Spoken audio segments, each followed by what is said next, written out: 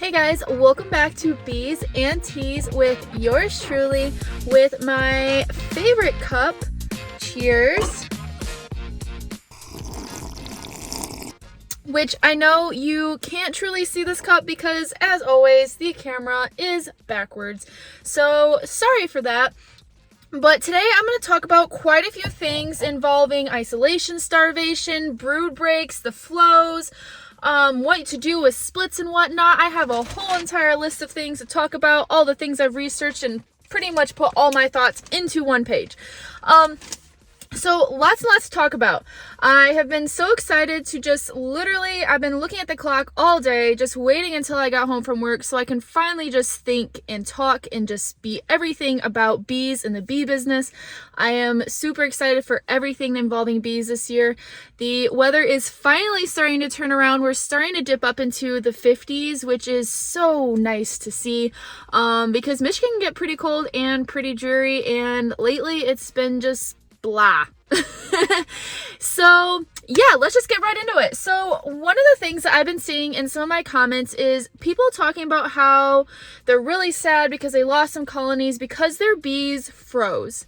And I just want to kind of clarify a little bit and give a little bit of information about this, so that we can all kind of like understand bees a little bit better, because if you understand bees, then you can be a better beekeeper.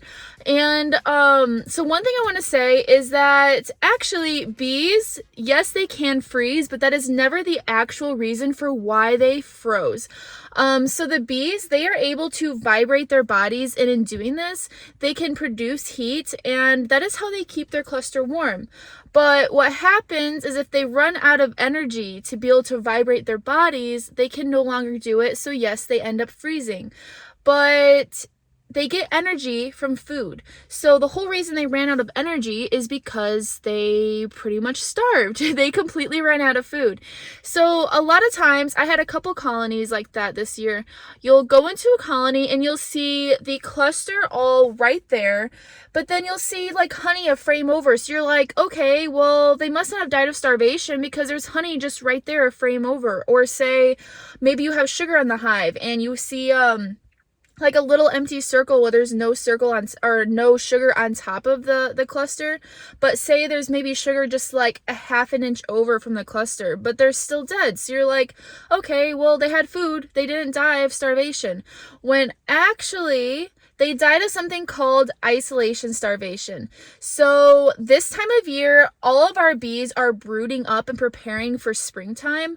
The queen is laying tons of eggs, and when that happens, they're not able to move around in the hive. They have to stay in that one location where that brood is being grown and produced, because they have to keep it warm. They have to keep the brood to, I believe it's somewhere around like 80 to 90 degrees. I don't know the specific temperature off the top of my head, but they have to keep it pretty warm. Otherwise it ends up dying and you get chilled brood.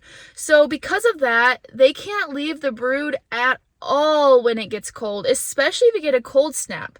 Like if it dips down to like, say like 29 degrees, like it just did a couple days ago here.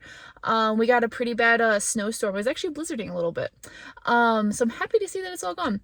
But anyways, so if you get like a little bit of a cold snap, what's going to happen is those bees have to really cluster up and really work to make sure they can keep that brood warm so it doesn't die.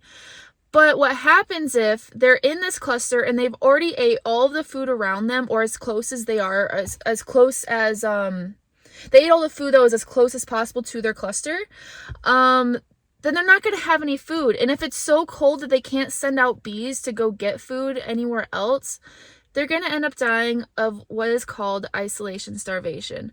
So, that is why you always hear that if you put sugar on your bees this time of year, to put the sugar directly on the cluster, because that cluster can't move about to go find any. So it's always so sad to see when, like I said, you get a cold snap, like your bees are doing really, really good, and then you get a cold snap, and then all of a sudden they die of starvation, even though you had a ton of sugar in that hive or a ton of honey in that hive. It is so sad to see, but that happens more often than you really think. So no, your bees didn't freeze. They most likely died of probably isolation starvation. Now, there's other things they could have died from, like like it being like too moist in the colony. This is one thing that I learned last year. So as you guys know, I made a lot of really late splits last year.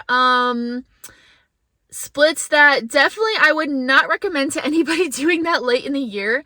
I believe it was like the first week of August when I started making up all of those nukes. I had came across a lecture by Mike Palmer talking about his method of using the double-story nucleus colonies, and I was so inspired. I was like, oh my god, I gotta do this right now, I gotta try it. And it was a little late to do that because the bees, they work in cycles. They work with the flows of like nectar and pollen and all that. Then they work with the time of year that it is. And August is not the time to be splitting your bees because one, there's not a huge nectar flow, so you're not going to be able to build up a colony very quickly. Two, winter is pretty much knocking on your front door by that time.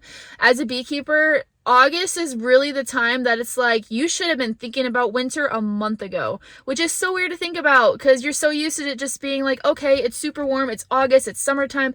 Nope, you have to start thinking about winter as a beekeeper during that time. So all of those hives didn't really have a whole lot of resources going into wintertime. And where was I going with this? Oh, sorry. And so as a result, I was trying to feed them as much as possible. I was feeding, oh my gosh, I spent thousands of dollars in sugar last year. Not gonna lie. My bees were eating better than I was. And that's not a joke. That is the truth. Times were rough, but I was trying to make my bees make it. But anyways, so I was feeding my bees as long as they would end up taking it. So I fed them all the way up until, because we had some warmer days in November, so I fed them all the way through, I'd say mid-November, until it started getting kind of cold. Once it started dipping below 50 degrees, that's when the bees can no longer take in that sugar and that sugar water, because they can't process it. But so I fed up until they literally would not take it anymore. And looking back, I will never do that again.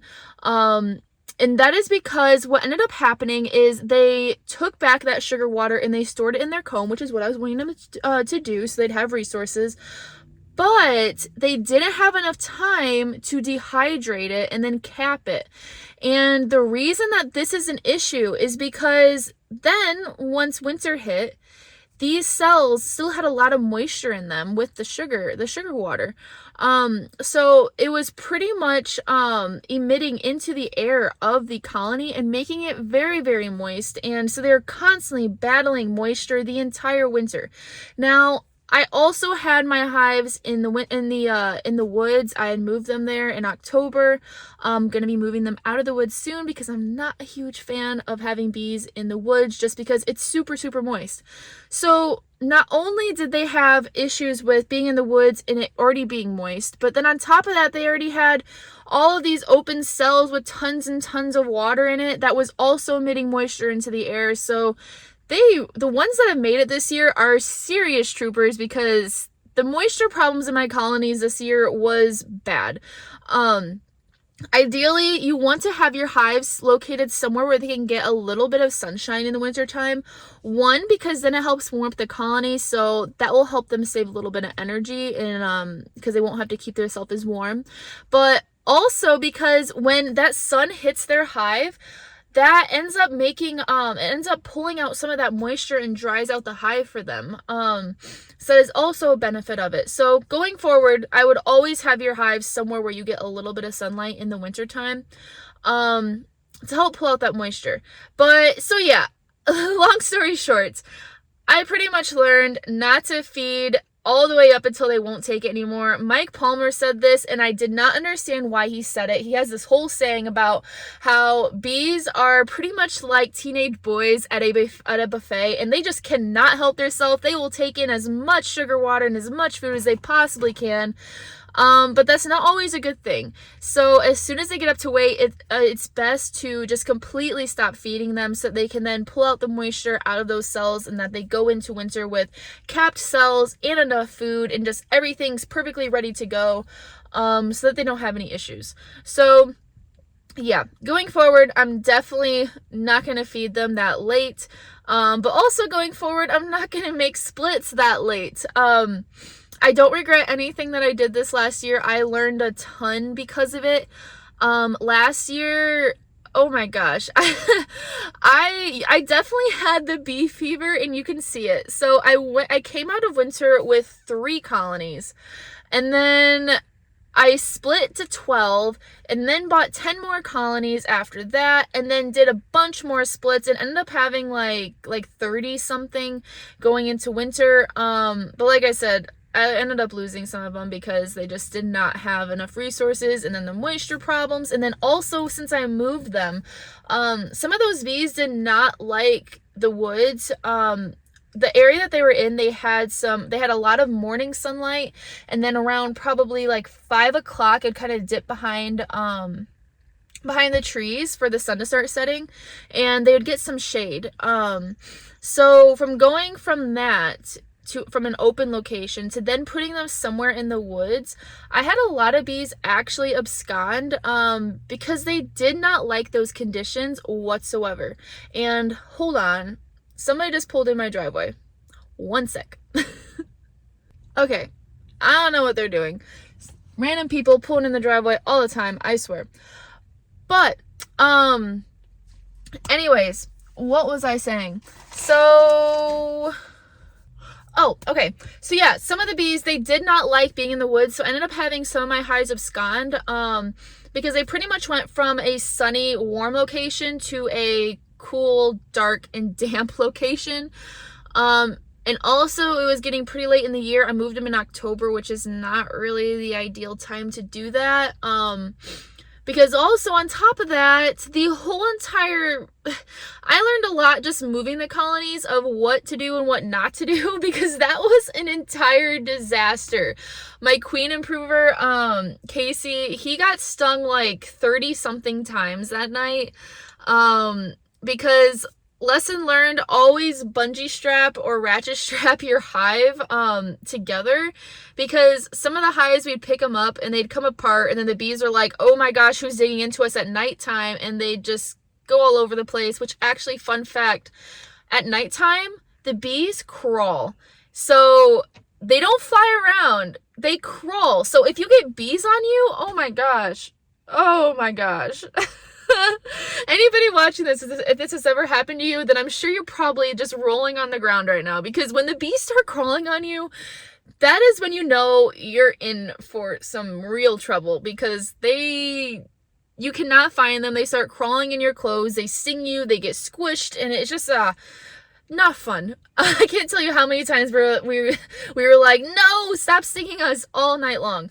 But because of that, some of the hives did end up losing some of their population, because the whole entire operation was a mess. Next time I move bees, I know exactly what to do, and all those mistakes won't happen, but I guess that's how you learn, right? So anyways, okay, I don't even know why I was saying all of this. You'll learn this about me. I kind of get off topic sometimes and get on these, just little tangents, so bear with me. But okay, so the next thing I wanted to talk about. So I put out a video about brood breaks a while ago, which I got a lot of speculation about. And that is completely understandable, because I wouldn't say it's something that's new. It's been around for quite a bit of time. But it's not something that many people know about or talk about. So there's a lot of questions about it. And I am going to actually be doing some experiments with it this year, so I can truly analyze the colony and see how it acts in every single stage of the whole entire process. And I'll of course have a video on that, so you guys can really see the results with that. But okay, so one of the questions that I got, is how long is the life cycle of a varroa mite? And how do they have a dormant or hibernation stage, and how long? So varroa mites can live for around 25 to around 3 months, and during the summer varroa lives for 2 to 3 months, and if brood is present will complete 3 to 4 breeding cycles. In winter, when brood is not present or limited, varroa will live and feed on an adult bee for up to around 3 months. This is how they hibernate, by living on the adult bee and just sucking out all of its nutrients. There's not really any research done to see how long a varroa mite can live. Because, okay, the way varroa mites work is they go into a cell, they lay eggs, and they all those eggs, they then hatch, they start feeding on the baby larva that's there, and they all start breeding and reproducing in that cell. Sisters breed with brothers, and that is how they're able to get their numbers up so high. So then once they really get strong and built up, and the baby bee, it then hatches out of that cell, they walk out with the varroa mites attached to them, and also just varroa mites just crawling out of the cells to attach to other bees. Now, one of the questions that is asked is, how long do the varroa mites actually live if they're not able to reproduce right away? And that's something that is not really known. I went and I saw a lecture by Mel Disselkin this last weekend, which was absolutely great. I'm hoping to have him on soon. And he also addressed this question, and he also has not really been able to find any research on it. There's still a lot of stuff in beekeeping that we don't know yet that we still need to research. So that is something that we need to learn eventually. But right now, no one really knows how long a varroa mite can stay alive without having to breed. I'm assuming that they don't really have to breed, since they're able to make it through the wintertime when there's a complete broodless period on bees and be able to survive that way. But yeah, so one of the things that I saw a couple people that were kind of alarmed by was, okay, you do a brood break, and so a varroa mite can live for around 2 months.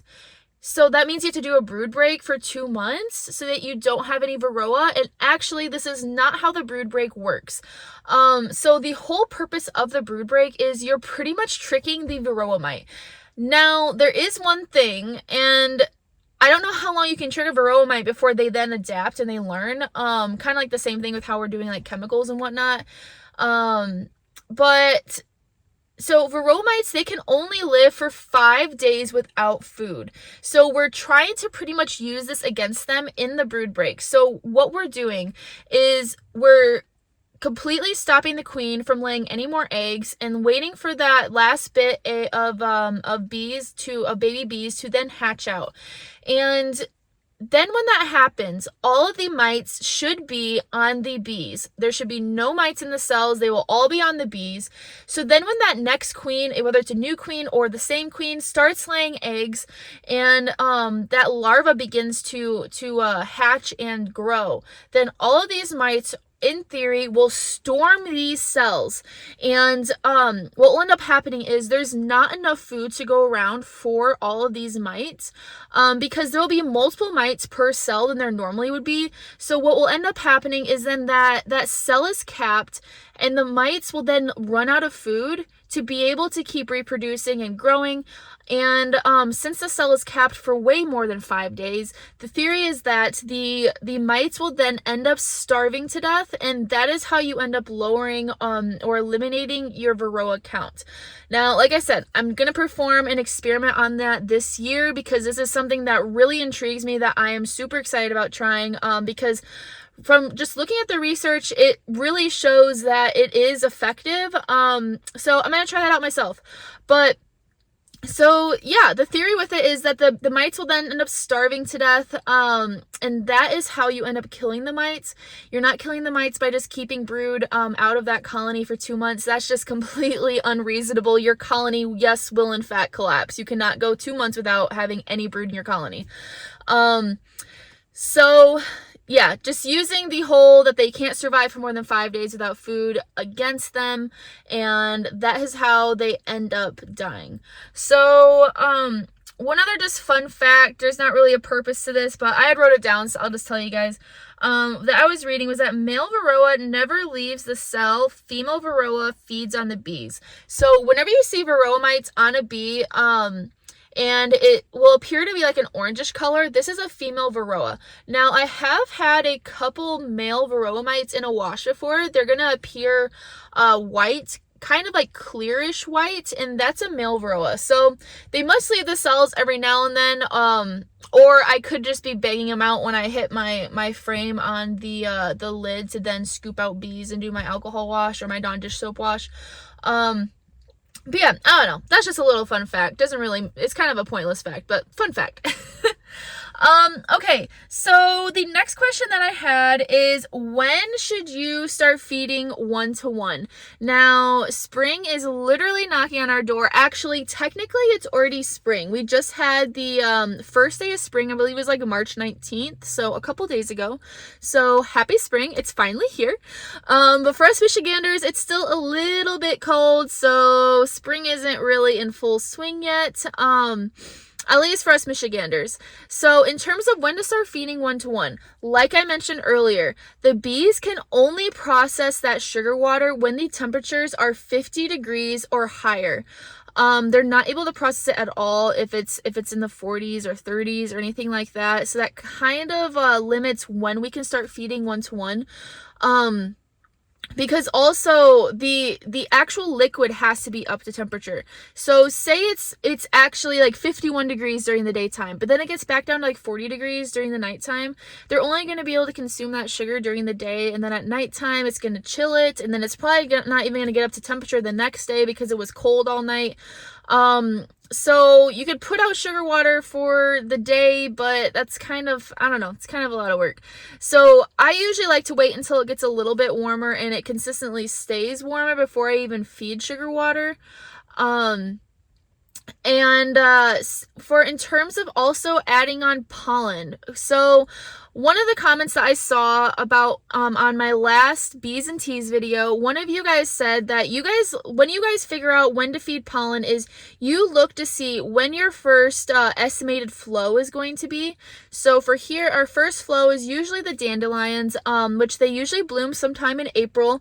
It's a little bit dependent upon the year and how the weather is and everything. But usually sometime in April, I'd say like mid-April or so. And then count back 6 weeks from that, and that is when you would like to start feeding pollen. Now, it's a little bit late already. We're about like 3 weeks from that when it will be when we should have some dandelions blooming, if they end up blooming mid-April. But he likes to count back 6 weeks from when the first flow is going to be, so that you have those 2 brood cycles that are then ready to hit that first flow. Because every single bee takes 21 days from egg to hatching in order to produce. So, that is why it's 6 weeks, because you have 1 round in the first week and then the second round in the second week, so that you have those 2 rounds of brood ready to go for that first flow. So if you're wanting to put pollen on your hives, now would be the time to do it. To start getting that brood rearing going for the spring, get that spring buildup going. I have not ever used pollen on my colonies. This is the first year that I am using pollen on my colonies, just to see how it goes and kind of play with it and see if I can get some stronger hives going into springtime and see the difference and whatnot. So back to sugar water though. So I got this tip last year from a commercial beekeeper, and that was that he said for the best spring buildup, he likes to feed 1-to-4 or 1-to-5. So 1 part water and 4 or 5 parts sugar. And the reason for this is when you have that thinner consistency of this sugar water syrup, well, it's sugar water, not really syrup because it's so thin. It pretty much, the bees kind of like anticipate it as being the same as nectar. And so they think, okay, our nectar flow is coming. We're getting a little bit coming in. So they really start building up in force, because they have this thinner sugar water. So try that out. Let me know how it goes. I'm going to be trying that out in all of my colonies this year to see if they build up quickly or not. But yeah, cool little tip. So in terms of what is actually blooming right now, I am actually looking at some buds right now that the bees have been collecting pollen from. Hold on.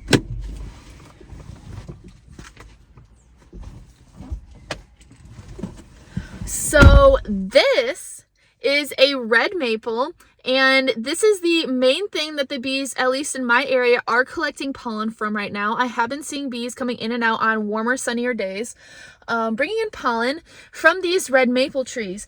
And a couple other ones that will be budding up right now are red buds, elms, and willows. Willows are going to take a little bit longer until we get some like warmer days, usually just a couple days in the 60s, and then they will actually start to bud up so that the bees can then bring in pollen from those. And then the next thing that we're going to be looking towards are the dandelions. Like everybody keeps talking about, just wait for the dandelions. That's when the flow begins in Michigan. I cannot wait until I see my first one. But they usually, like I said, they usually end up blooming sometime in April because they like the days to be just a little bit shorter than 12 hours. Anything over 12 hours and they don't really like to bloom. That's why you see them both in the springtime and the fall time. And then after that, pretty much all of our different fruit trees, all of our other like flowering plants are going to start flowering and budding up so that the bees can start collecting from them, and pretty much the bee season is just fully underway. And that is also when we start having our swarm season, when the black locust trees start to bloom. That is our really next big flow. At least in this area in southeast Michigan. And like I said, this is when the bees will end up swarming, and you'll have to start making sure you're preparing in advance for this and doing your splits and everything as necessary. And so speaking of splits, since I know a lot of you guys will be doing them very soon, one of the questions that I got this past weekend at the class that I taught was, what was my opinion on doing spring splits? Should you add a mated queen, or should you just let them make one on their own? So beekeeping in Michigan is a little bit different than beekeeping in a warmer climate, just because our duration of our flows is not as long as other places. So our flows really only last around, I'd say around 60 days, so around 2 months. So that's a really short time that you really got to capitalize on that flow the best that you possibly can. So because of that, for any splits going forward, something that I've learned that I always like to do is to always add a mated queen, because every single time that I just let them make one on their own, they end up not being able to get built up enough in time for the winter time, especially if you're doing a thinner split with just like 1 or 2 or 3 frames. That's a lot that they have to build out, and they're not really going to draw out comb unless there's a queen present that is actually laying, because the queen, she tells the bees that, hey, I'm trying to, like, why don't I have space to lay eggs? So the bees, then they're like, okay, we need to draw out space for her and draw out comb. So unless they really have that push, and unless they have a crazy huge flow coming in, they're not really going to build out the comb as much as they would if they had a mated queen there telling them, hey, I need space. Plus, also on top of that, if you have them make their own queen, you're going to go through that period of around like 4 weeks, really, that you're not going to have really much happening in that colony, because they have to first grow that queen from a larva into a capped cell into an emerging queen. Then they have to go through that period of waiting around like 10 to like 14 days, depending on the weather, for her to go out and mate. And then they have to wait to see if she actually comes back. And if she doesn't come back, then you're like, oh shoot, now I just wasted all that time and I don't have a queen and I got to put one in anyways. So in my opinion, it's always better to just add a mated queen so that you can still scoop up that flow that's coming, and you can still get all of the resources that will be coming in from that, because she will immediately start laying eggs. She'll immediately start telling those bees, hey, I need space. So they'll go out, get more nectar, draw more comb. So that colony is going to be set up a lot better for the year, and be able to build up a lot quicker for the year and for the winter time if you add a mated queen. So that's just my personal preference. At least for beekeeping here in Michigan, it seems to always work out a lot better. Like I said, I tried doing some splits where they just made their own queen last year, and they honestly took the entire summer just to build up one box. So yeah, because by the time the main flow was gone, they finally had the mated queen, but then at that point there wasn't as much resources coming in. So yeah, just add a mated queen. It's only like a little bit extra. So like I said, the weather is finally starting to warm up here. It is definitely making me itch a little bit in terms of wanting to go out and run. I've never really talked about my running on this channel except for in my later videos. But just to kind of like let you guys like kind of get to know me a little bit. So I used to be a semi-professional track and field athlete. I was pursuing the one day becoming an Olympian, and a couple months ago I decided to pretty much give that up because my goals weren't really the same anymore, and it didn't really align with the life that I'm trying to build anymore. And sometimes that happens. Sometimes goals and dreams change, and that's okay. But I've definitely been missing it quite a bit because this is track season now. It is near the end of March. A lot of the high schools are now starting their track practices. The weather is just screaming track season. I went on a track the other day, and for a split second I was like, oh my gosh, did I make the right choice? But I did. I made the right choice. I sat down and just kind of like regrouped my thoughts and realigned with like what my purpose was. Sometimes it's really beneficial to do that because I feel like we get so caught up in the day-to-day sometimes that we kind of just forget why we're doing this. We just see all the discomfort that we're putting ourselves through, and we're just like, I don't want to do this anymore. But sometimes it's good to just sit there and remind yourself, hey, this is the reason why I'm doing this, because of a future goal that you're striving towards. And that just kind of helps you remember, okay, I'm on the right path. I'm doing the right thing, because sometimes life can get kind of crazy, and sometimes you have to make big decisions that you just don't know the answer to. And I kind of feel like that's just a part of how life is. That's just how, that's just what makes life kind of interesting and fun though. Because, I don't know, I just remember growing up like thinking, I feel like all of us just remember thinking that, okay, when you're an adult, you're going to know exactly what to do. You're going to have everything figured out. Because all the adults that we saw, everybody that we looked up to just seemed like they had it figured out. But in all honesty, none of us have it figured out. All of us are just literally just figuring it out one day at a time. And I feel like that's really what makes it fun, because you're kind of just on this ride, this journey of life, just kind of seeing what comes to you, what doesn't come to you, just kind of going with the flow. And that's what makes all of the ups and downs so exciting, because you never really know what's coming, and when they do come, it's just like, oh wow, that was absolutely awesome. So yeah, I don't know. Just a little bit about me. So yeah, I definitely miss track and field. I'm still working out because I'm one of those weird people that if I don't, I kind of feel sick. It's definitely important for my mental health, so I've still been running here and there. But it's been a little bit difficult because the factory I've been working at has really been running me ragged.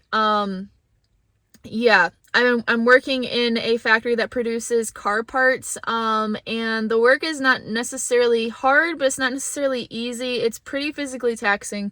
So, but that's okay. Like I keep saying, I'm doing this for a reason, and yeah, just gotta keep reminding myself that. But I don't think I have anything else to share with you guys today. If you guys have any questions that you guys want me to answer in these videos, please leave them in the comments. I would love to answer them the best that I possibly can. And yeah, I guess that's it. I hope you guys are keeping warm, and I hope you guys are enjoying the beautiful weather because summer is almost here. And I'll see you guys in the next one.